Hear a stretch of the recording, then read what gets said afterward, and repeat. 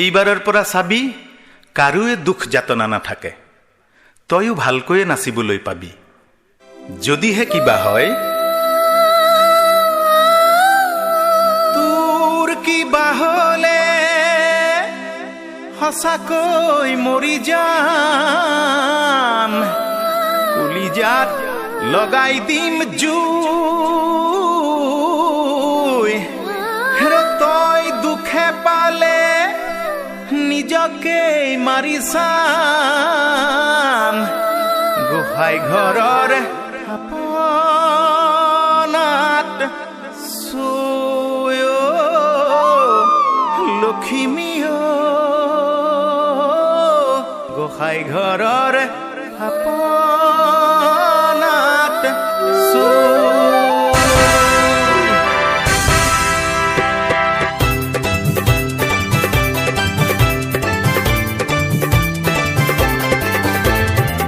লক্ষী পথাৰৰ লখিমী ভনীতি তই নকৰিবি শোক। এইবাৰ শুনিছো স্বৰ্গদেৱ ঈশ্বৰে নচুৱাইহে এৰিব তোক।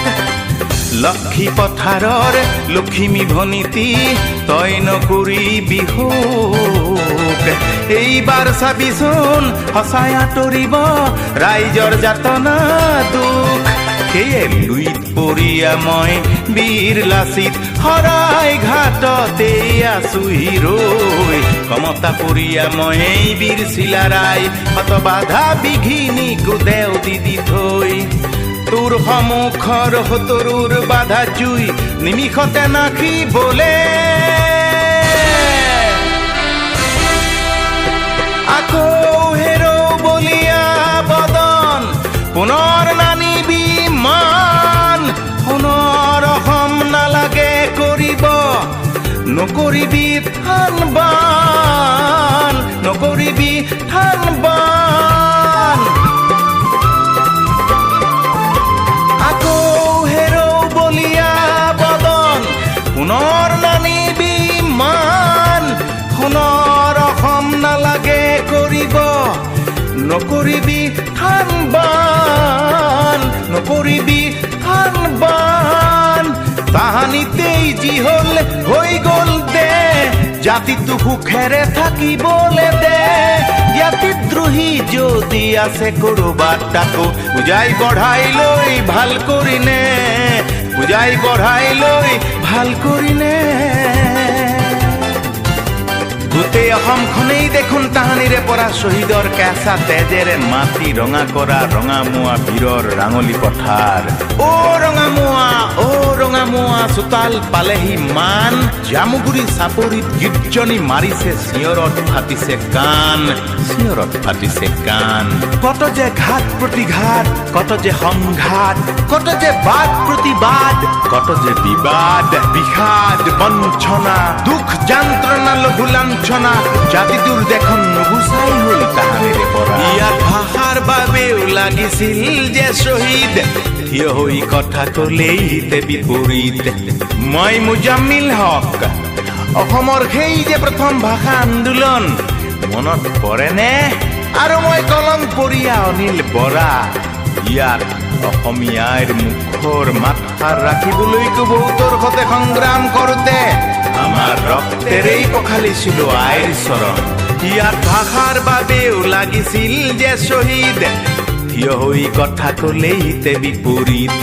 দেশৰ বাবেই কত হল যে শ্বহীদ তেজৰ বুৰঞ্জী নহয় বহু দূৰ অতীত। আৰু মই যে কনকলতা গহপুৰৰ কনকলতা। সেই যে ব্ৰিটিছৰ ভাৰত ত্যাগ আন্দোলনত মনত পৰেনে? মোকনো কিয় পাহৰা? ময়ো যে বৰহমপুৰৰ ভোগেশ্বৰী ফুকননী। কি তোৰো তেজেৰে ফাকু খেলিছিল সেই নিৰ্দয়হঁতে?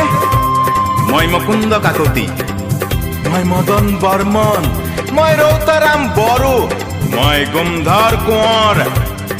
দেশৰ ফাঁচি কাঠত মই মণিৰাম দেৱান, মই কুশল কোঁৱৰ, মই পিয়লি ফুকন। দেশৰ ফাঁচি কাঠত আমিয়ে ওলমিছিলো, আমিয়ে। সেই তাহানিৰে পৰা আমাৰ আত্মাই আজিও নীৰৱে শুব পৰা নাই।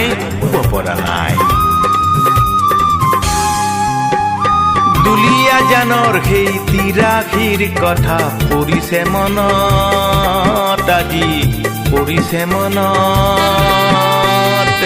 দুলীয়া জানৰ সেই তিৰাশীৰ কথা পৰিছে মনত আজি পৰিছে মনত ডিমৰ আকাশ জ্যোতি দিন দুপৰত পঢ়াশালী এৰি গ'ল সিও অকালত বুকু ভেদি বননিত ঢলি পৰিলত কাৰ হিয়া গলিছিল সেই কান্দোনত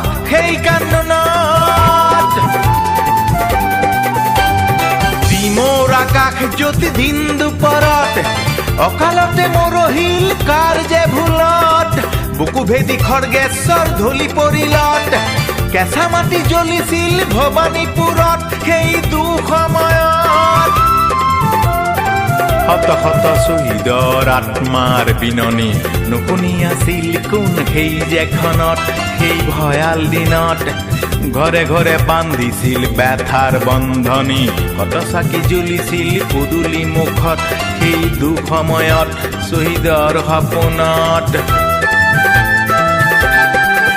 বোলো ভনীতি মণিকা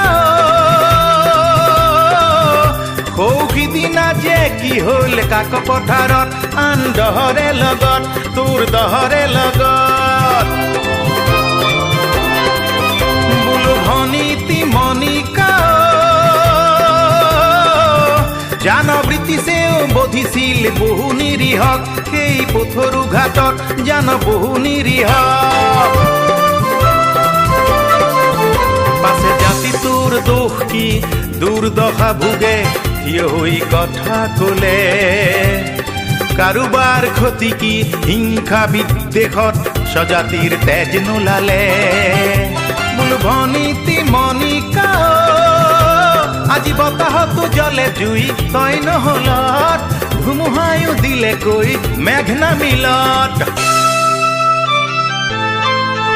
আজি সেউজী পাহাৰৰ প্ৰতিধ্বনি শুনি কাৰ হিয়াত নুঠে দুখ বিননি পাহাৰীয়া ভূমিপুত্ৰ ভাই ভনীৰ হলে জানো লাগে ভাল আলৈ আঠানি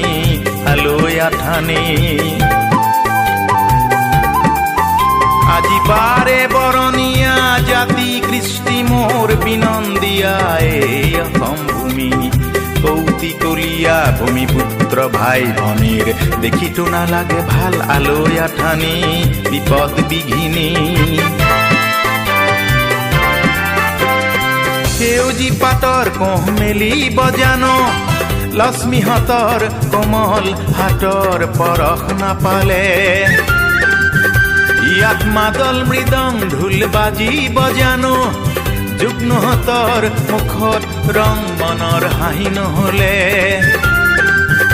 বোলো ভনীতি লখিমীয় কাৰ হতে থাকিম নো জাতি নহলে ক'ত ভৰি ৰাখিম নো মাতি নহলে কাৰ হতে থাকিম নো জাতি নহলে ক'ত ভৰি ৰাখিম নো মাতি নহলে